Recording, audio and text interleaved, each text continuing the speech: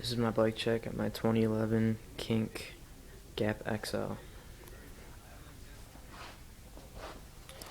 My handlebars are Kink Tower bars, came stock on the bike. Chromale, really light. This is actually like lighter than aluminum, so or steel, whatever you get, what kind of bike. But I don't know. I've got the Kink team grips with Kink nylon bar ends, also stock, really comfy. Yeah, Odyssey monolever to a stock Kink linear brake cable.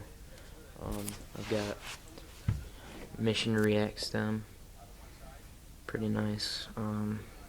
Not the lightest, not the best, but it does the job. The Chromale Kink Volte forks, also Chromale, really light. And then the Alienation black PBR rims in the front and back. And that's the front. My frame is a 21-inch Chromale, full Chromale frame, really light. It's like 3 pounds for the frame. Mission integrated headset. I've got the Kink stock pivotal seat, the Mission pivotal seat post and seat clamp. My cranks are also Chromale Mission to a Mission alloy pedals, which I'm gonna get PC pedals, which would make the bike a lot lighter. I have a 25 tooth Kink chain wheel. Really nice, really strong.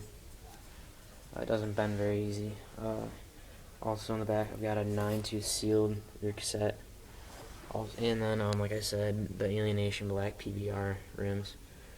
I've also got a sealed Mission bottom bracket also. So that's basically my bike check. Here's how the sound hold up.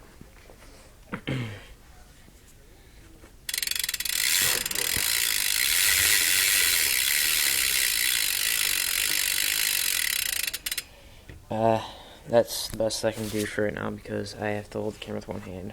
But that's my bike check. Check out my channel, rate, comment, subscribe. Thanks.